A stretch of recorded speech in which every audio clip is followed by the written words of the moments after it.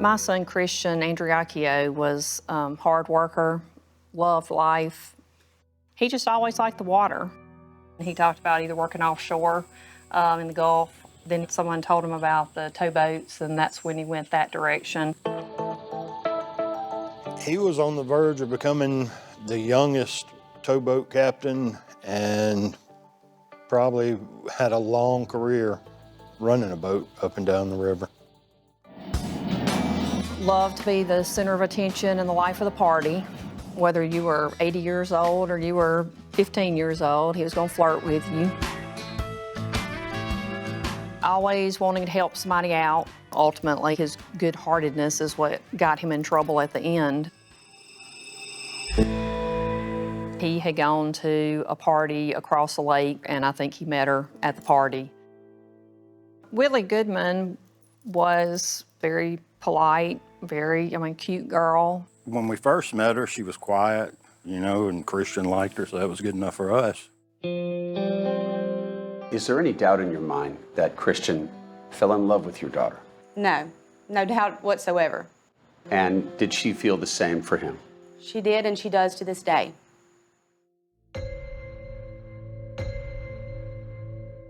We were out to eat at a restaurant, had just sat down. My father called and said we had a tragedy. 911, where's your emergency? Ma'am, we've had a suicide. You had a suicide? Yes, ma'am. That was toughest news I ever heard. It still hurts today. Who is it, sir? Christian Andreacchio. He's laying across the bathroom tub, and he's got blood everywhere. Did he take his own life? No, sir. Absolutely not. No, he would never do that. Okay, who's that in the background? That's his girlfriend. What's her name? Whitley Goodman. Do you believe that your son was murdered? Oh, I 100% believe he's murdered. Mr. Andreacchio was shot right side of the head.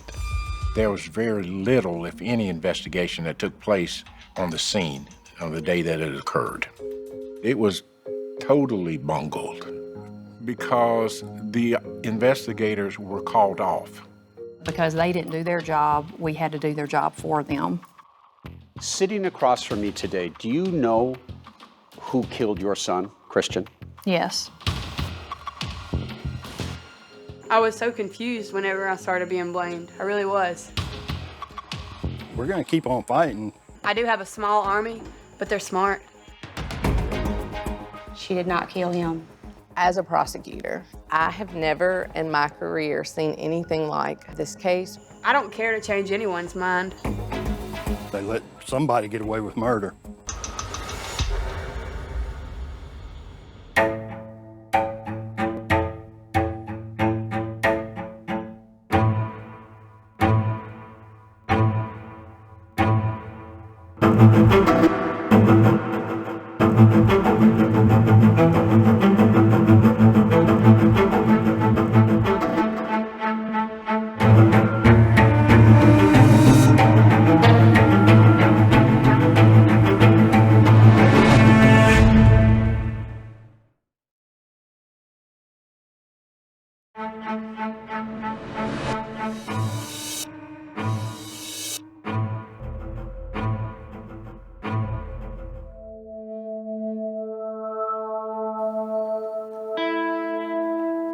I can't believe this is happening to our family. I think everybody was just kind of in shock. This is something, that happens to other people. It doesn't happen to you. From their lakeside home just outside Meridian, Mississippi, Ray and Todd Andreacchio are haunted by the death of their 21-year-old son, Christian, in 2014. A lot of days I look out there and, expect to see him out there with the jet ski floating about, but, every day you get caught with memories. Christian grew up here on Delwood Shore Lake, where he fell in love with the water and dreamed of becoming a towboat captain on the Mississippi River. He was on his way to being a really good man. And I think he would have been a good father, a good husband. It's tough to talk about this, isn't it? Yeah. I miss him every day.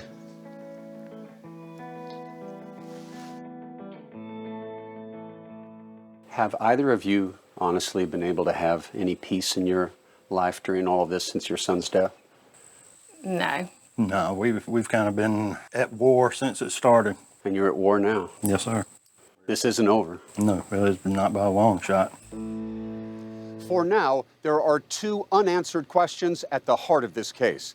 Why would a young man with so much to live for take his own life? Or perhaps more importantly, did someone take Christian's life from him? Your son's death, suicide or homicide? Homicide. It's definitely a homicide. But Lauderdale County District Attorney Cassie Coleman, who took over the case in 2018, says the evidence points in another direction. Well, at this point, there has been further investigation by multiple agencies that have determined it to be a suicide. At issue are the events of February 26, 2014. I had talked to Christian that morning. He was on the boat. You know, everything was fine. Christian was a few days into what's called a hitch, a 30-day work trip on the Mississippi River where he was a first mate on a towboat. Ray called him about getting tickets for a Rihanna concert. And he said, well, let me check the dates to see. He said, I gotta go. I'll call you back later. Love you. Got off the phone. Just hours later, they were told that Christian was found dead in his apartment, which he shared with his girlfriend, Whitley Goodman. And I was like, no, I don't think so. Christian's at work. He's not even in town. A Meridian police detective broke the horrible news to them in person. And he said, well, this is his driver's license. And when we saw his driver's license, it became a little bit more real. But suicide? Nothing made sense to Ray and Todd. He's never had any kind of mental problems, any kind of depression. I'm proud of where I came. Professionally, at the age of 21, Christian's life couldn't have been better. And on the personal side, he adored Whitley, who had dropped out of high school and wanted to become a hair and makeup artist. They made each other happy. He was crazy about her. What is it, buddy? Christy Chatterton is Whitley's mother. She's very funny, very creative and adventurous. She's a young woman that Christian Andreacchio fell in love with. She is. Whitley even moved in with the Andreacchios, but after a few weeks, Ray says Whitley became jealous, defacing a picture of Christian and his ex-girlfriend. I figured that she stabbed the faces out, and then she brought the picture to me. What'd you think, Todd? I thought she was a nut. The Andreacchios asked Whitley to move out. And so, you know, his kind of attitude was, well, if she can't be here, then I can't be here. Christian and Whitley moved into this apartment, which Christian paid for. I felt that she was using him for money. He was providing her with a place to stay, with a car, clothes, makeup, whatever. Whitley's mom saw problems too, especially when Christian was on the towboat. She would have to stay on the phone with him at night so he could keep up with where she was and what she was doing. You mean for like an hour after an hour? Like hours and hours and hours every night. I didn't know how unhealthy the relationship had become. But none of this seemed to add up to suicide for the Andreacchios. So for him to take his life over somebody he'd been dating for 6 months, I don't think so, no. On the night of Christian's death, Ray needed answers. She called her brother, Chris Thompson, and asked that he drive over to the Meridian Police Department. That's where Christian's friend, Dylan Swearingen, who made that 911 call, What was your first name? Dylan? Dylan? was being questioned, along with Whitley. And I told him to be sure that Whitley didn't have Christian's phone. At first, Whitley denied having it, but eventually turned it over to police. To me, that was a big red flag right off the bat. So she had lied initially about not knowing where Christian's phone was. Right. It's very suspicious because why would you do that? My personal opinion is that she did not want that phone to get in the hands of law enforcement because there were a lot of sexually oriented photographs and messages in that phone. The Andreacchios were stunned to learn the investigation at the scene lasted only 45 minutes. And the job they did in this investigation, how would you describe it? Piss poor. But that same investigation did turn up something that the Andreacchios hoped would be a game changer. Both Dylan and Whitley are checked for gunshot residue, GSR. What do they find? Gunshot residue. On both their hands? Both hands. And what does that suggest to you? They were in the room when the gun was fired.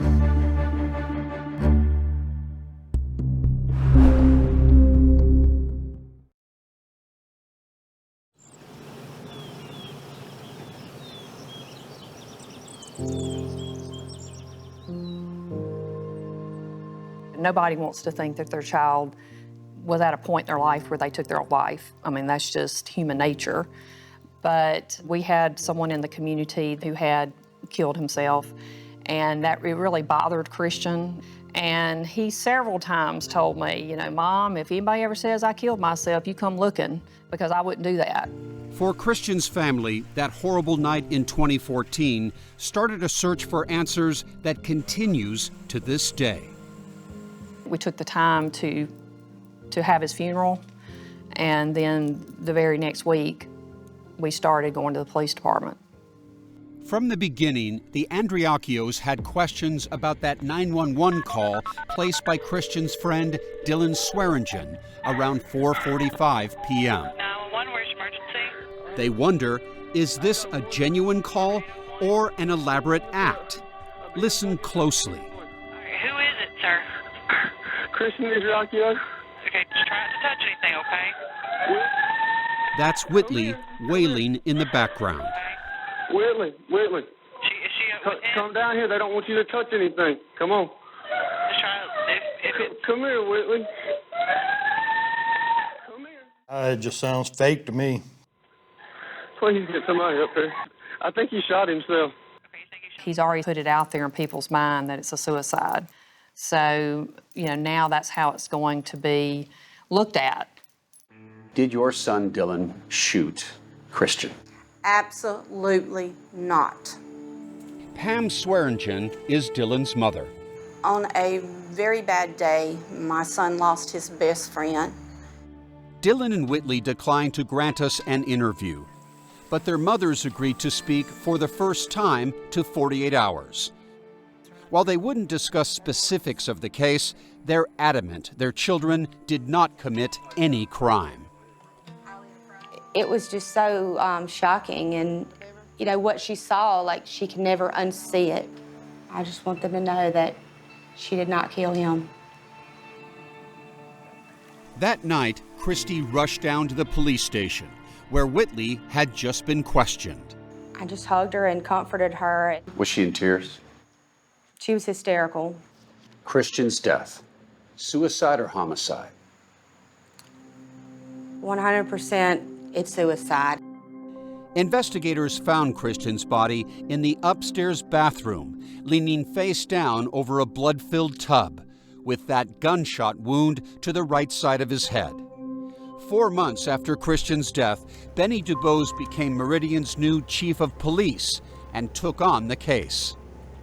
A lot of this stuff didn't make sense. Starting with Christian's gun. When the gun was sent to the crime lab, they did not find any prints on the gun at all. Christian's prints should have been on the gun. The gun was clean, wiped down. He says the bathroom was surprisingly clean too. There should have been some blood splatter on this side and on this side. There was no blood splatter. Suggesting what? That, number one, the crime scene had been tampered with. Probably, most likely, the blood splatter had been cleaned. Dubose says officers bungled the investigation. Taking pictures on the crime scene with a doggone cell phone. They all were issued cameras, and the pictures, needless to say, were terrible. District Attorney Cassie Coleman agrees. She inherited the case in 2018. Would you use the word incompetent? Yes, without a doubt, it lacked competence. It lacked thoroughness. Dylan and Whitley were not even photographed. There's been a lot of questions about, was there any blood on either one of them? The reality is, we don't know. The timeline that Dylan gives of the events don't really add up. Dylan told police Christian had called him around 2 early that morning, urgently asking for a ride home from St. Rose, Louisiana. Apparently, Christian had found out Whitley was cheating on him. He was coming home to kick her out of the apartment. You believe he was going back to break up with her? Yes, sir. Dylan says he picked up Christian and they drove back to the apartment. Almost immediately, Christian and Whitley began arguing. When Dylan says Christian suddenly took out a gun and put it to his own head. According to the report, Christian threatened to shoot himself, telling Whitley to tell him that she loved him. Dylan ended up saying that he took the weapon away from Christian, unloaded it, and hid it. But Whitley told detectives a different story. When Whitley is asked, has Christian ever appeared suicidal? She says, no, I don't think so. There were inconsistencies throughout her stories. According to police reports, Whitley told responders and friends that she discovered Christian's body. But she told a detective at the station that it was Dylan who found him. She claimed to be asleep on the sofa, and a .45 caliber handgun is discharged, and she slept through it. Is that believable? No, not at all. You know your guns. How loud is a .45? That should have been heard 2 to 3 apartments over. And remember, gunshot residue was present on both Dylan's and Whitley's hands. While police have not publicly commented about the GSR on Dylan's hands, Whitley told investigators she has an innocent explanation. Her response was, well, I'm going to have it on my hands because I was shooting guns the night before. She said she'd been target practicing with friends, a claim one of those friends said was true, but another said was false. But the Andreacchios are questioning everything, including something odd Dylan did earlier that day. What are we seeing in this picture? Dylan Swearingen at the credit union. Who has an account at that bank? Christian. These photos were taken at 12:29 p.m., around 4 hours before Dylan called 911. Dylan told investigators that Christian had given him his debit card with a startling request. He says that Christian told him to withdraw all of his money, that he was giving him his money. But there was one little problem. Dylan didn't have Christian's PIN number, so he left empty-handed. Is that suspicious to you? Absolutely. He arrives back. He said that they watched a couple of movies. Dylan said Christian had calmed down, so he gave him his gun back. He says Whitley settled in for a nap. Dylan says he left for another errand, and when he returned... 911, where's emergency? Man, we've had a suicide. Knowing what you know about this case, if I asked you, was this suicide or homicide, where are you leaning? Neither. How do you mean? I don't think that Mr. Andreacchio killed himself on purpose. And I don't think anybody else killed Mr. Andreacchio on purpose. Dubose believes Christian may have once again held his gun to his own head, this time upstairs in the bathroom. I believe that Whitley may have reached for the gun and the gun discharged I don't think there was a motive. I think it was just an accident. The Andreacchios aren't buying any of it. Could it have been an accident? I mean, anything's possible, but I don't believe it at all. In this situation, everything points to murder, and then whoever staged it to look like a suicide. That night, the coroner ruled the death undetermined. After an autopsy, a forensic pathologist labeled it a suicide. And just like that, the Meridian Police Department closed the case. And so then we had to start this investigation on our own. So they began hiring their own private investigators, eventually forming a small army of supporters and experts, including a forensic pathologist named Dr. Jonathan Arden. It is my conclusion that the death of Christian Andreacchio was a homicide.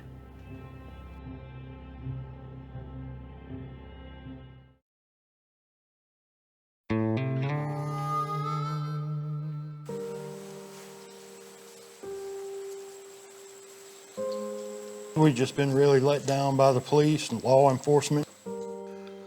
We had no idea what to do or where to start. Ray and Todd Andreacchio began their search for justice by hiring their own team of investigators, including this man. I've performed about 3,000 autopsies on my own. Former Washington, D.C. medical examiner Dr. Jonathan Arden, who examined the case file. From the beginning, my reaction was something is wrong here.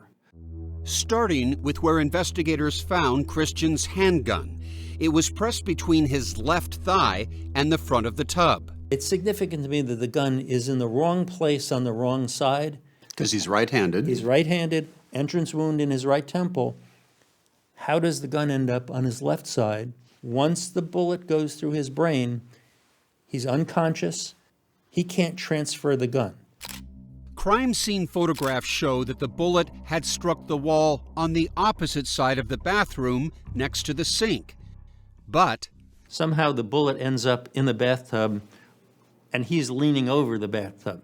So none of this lines up for him to have shot himself in the position where he was found. It simply makes no sense. Clearly somebody put him there. It's a staged scene. The coroner placed the time of death at 3:45, but Dr. Arden believes Christian may have died earlier. He says pictures show Christian's body was in advanced rigor mortis. Rigor mortis is the stiffening of the muscles that happens after death. The development of well-formed rigor mortis tells me that he's been in that position unmoved, undisturbed for at least several hours. Which, if accurate, suggests that Christian may have already been dead when Dylan went to the credit union to empty Christian's bank account. So, yeah, I believe my son's dead, and I believe he's trying to steal his money. The evidence led Dr. Arden to reach a dramatic conclusion. Somebody else shot and killed him. I don't see how you can argue with forensics. Science doesn't lie, people lie. Why would someone want your son dead? Well, that's the answers, that we would like. The scene was altered or staged. And usually when you do that, you're hiding something. The family worked with a team of private investigators, including Sheila Wysocki, to dig further. The Andreacchios have had to fight tooth and nail for the truth. The investigators recorded an interview with Dylan Swearingen a few weeks after Christian died. Since you are one of the only 3 people that were even there that day. He had this to say about his visit to the credit union. That's the only thing that I didn't understand. Why did he want me to have this money? Dylan told them that Whitley and Christian were always fighting and that Christian didn't trust her, even sending Dylan to spy on her. I was kind of like the babysitter. He always would ask me to check on her, see what she's doing. And Dylan repeated that he, and not Whitley, discovered Christian's body. When I opened the door, he was hunched over the bathtub. And I knew he wasn't alive. Just the way he was just sitting there and didn't add up to me.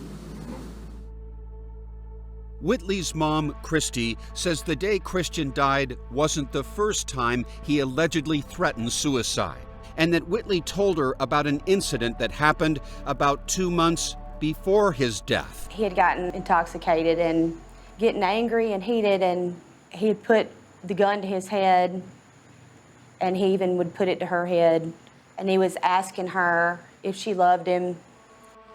But remember, when police asked Whitley if Christian had ever appeared suicidal, she said she didn't think so. Ray and Todd don't believe their son ever held a gun to his head. We don't think it happened. That does not sound like Christian to you. No. However, investigators found a misspelled message on Christian's phone that was sent to Whitley the night before he died. If this doesn't work when I get to my apartment, I'm putting my pistol in my mouth and I'm ending this. I'm ending this once and for all because, Whitley, you're the closest I have ever been to happiness. I don't trust any of the texts because they were in possession of his phone. Don't forget, Whitley had Christian's phone at the police station. Todd and Ray believe the message could have been planted. District Attorney Cassie Coleman dismisses that theory. The phone was on the tugboat with Christian at the time that those messages were sent. And so I do not know of any way that those messages could have been manipulated to appear that they were coming from the boat if she was in Meridian. 3 years after Christian's death, Benny Dubose, who had taken over as police chief, decided it was time to get fresh eyes to look at the case. He assigned Captain J. Arrington. Gave him the case. He worked his butt off. Captain Arrington, a 30-year veteran detective of the Meridian PD, combed through the case file and came up with a conclusion that Christian's family had long waited to hear. It's homicide. Are you sure of that? Absolutely. And do you believe that Christian's body was moved at that scene, that somebody moved it after his death? I have no doubt. Captain Arrington, like Dr. Arden, concluded that Christian had been dead for several hours before the 911 call was made, allowing time for a cleanup. The death scene had obviously been altered from its original state. Arrington wrote arrest warrants for Whitley and Dillon.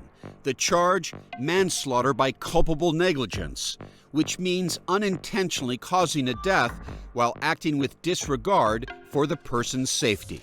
Were those warrants ever served? No, sir. In February 2017, before Cassie Coleman took over, her predecessor decided to hand off the case to the Mississippi State Attorney General's office. They wouldn't comment about it with 48 hours. In October 2017, a Mississippi state prosecutor did present the case to a grand jury, but... Were you allowed to present your investigative report at the grand jury? I wasn't allowed to be at the grand jury. It's the only one I've ever had done that way. In all my years, it's the only one. Without ever hearing from the detective who calls this case a homicide, it's now up to the grand jury whether it will go to trial. Do you believe in a court of law you could get a conviction? 100%. You were a member of the grand jury, correct? Yes, sir. And what decision was made?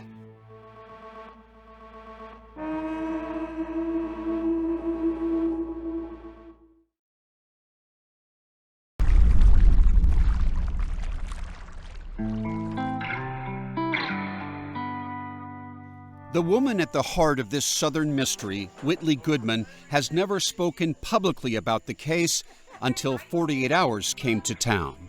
Whitley started talking when she agreed to meet our camera crew to get some video shots with her mom. 2 weeks ago, it just came to me, like out of nowhere.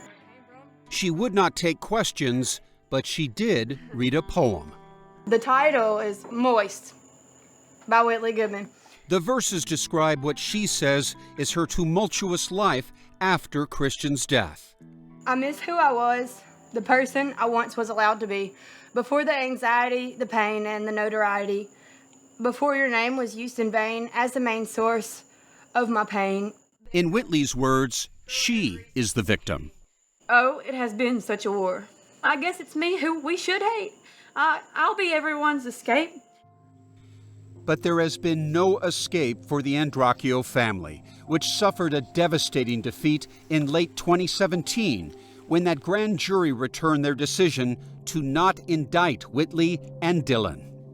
From the jurors that I've spoken with, they did not believe there was sufficient evidence to prove either of these people guilty beyond a reasonable doubt of either manslaughter or homicide.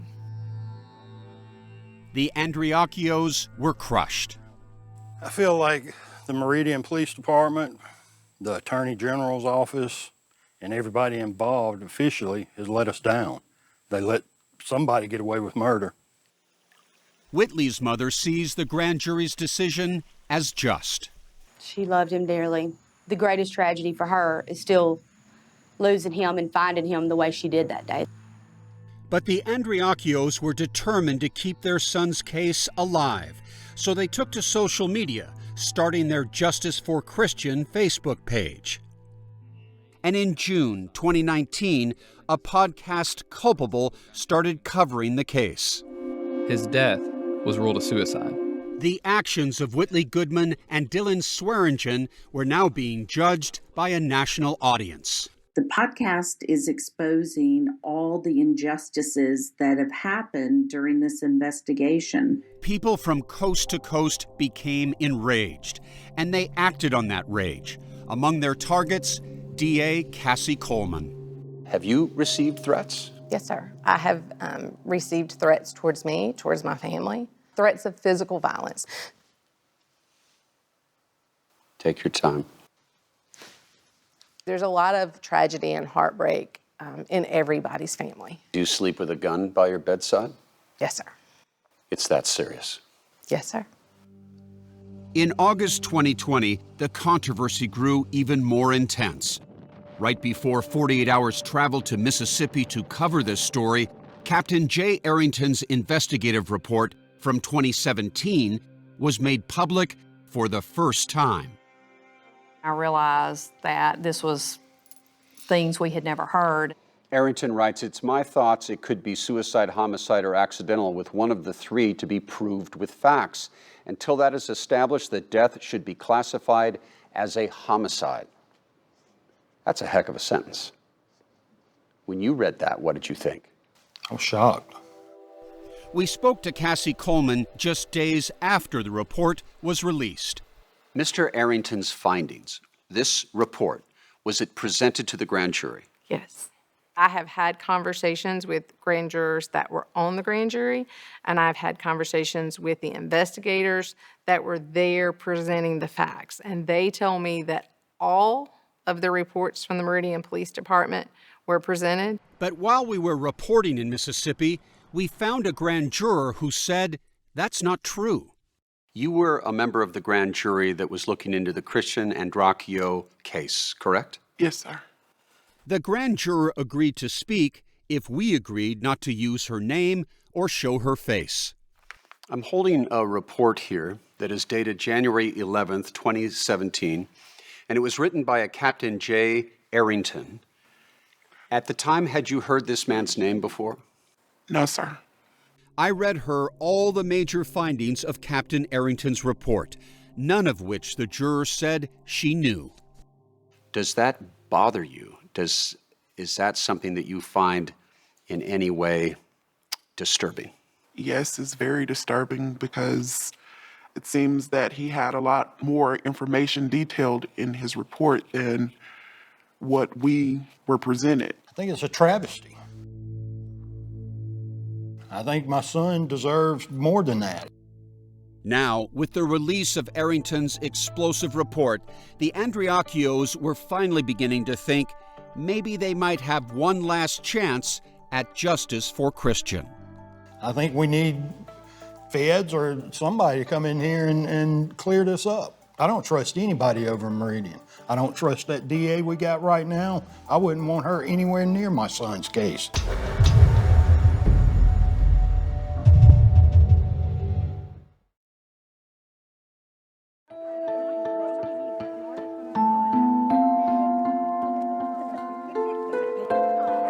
In November 2020, Like they do every year, the Andreacchio family and their friends celebrated Christian's life.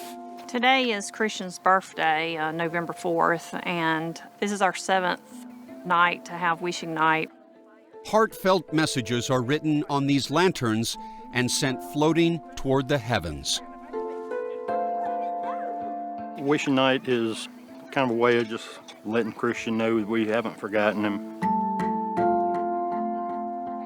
This peaceful evening stands in contrast to the war of words and deeds in this emotional case, fueled by social media that includes acts of cruelty. All of Christian's autopsy photos were placed on social media and I think downloaded over 2,000 times. They harassed my daughter. I still believe someone set her car on fire. We've been run off the road. You're kidding. Absolutely not. I bought a new car, and within 3 weeks, it had bullet holes in it.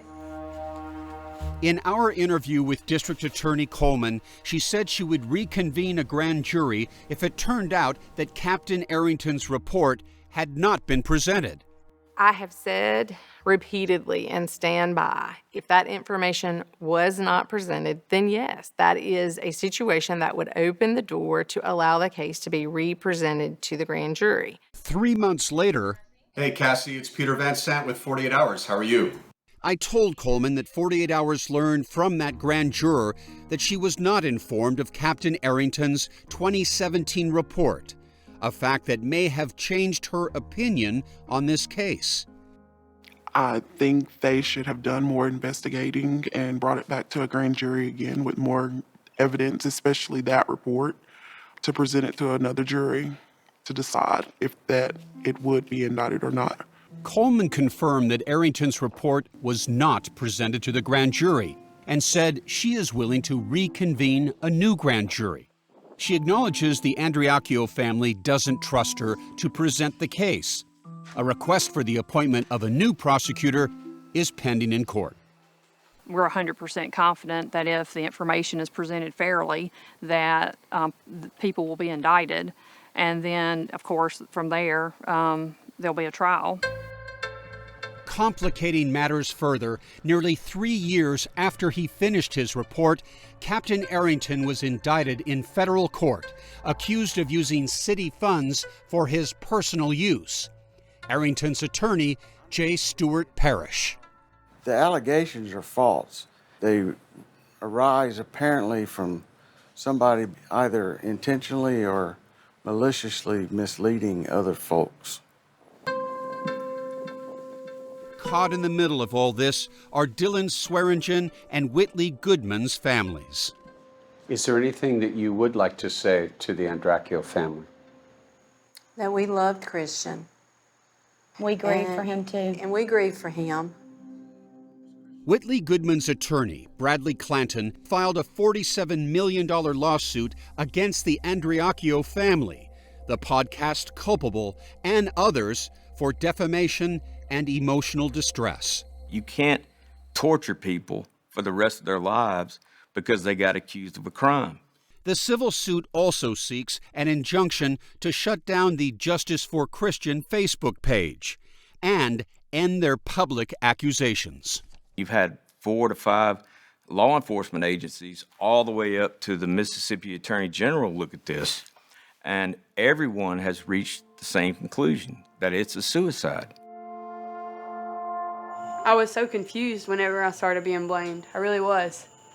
You know, if they were so weak-minded that that they took pride in, you know, hurting me without even asking me or confirming, you know, what the truth is, then I don't want anything to do with them. There's only one life destroyed, actually destroyed, and that's my son. He's not here anymore. Today, Christian would have been 28. So the case goes on. I think that they wake up every morning and they have a choice of what they're going to do with their day. You know, they get to go out and live and love and travel and get married if they want to and have kids. And, you know, Christian, that's a choice taken away from him.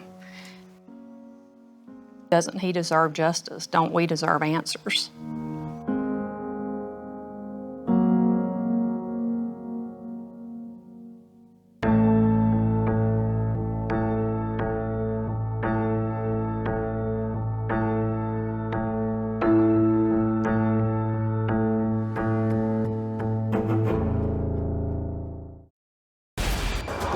"48 hours. To miss it would be a crime."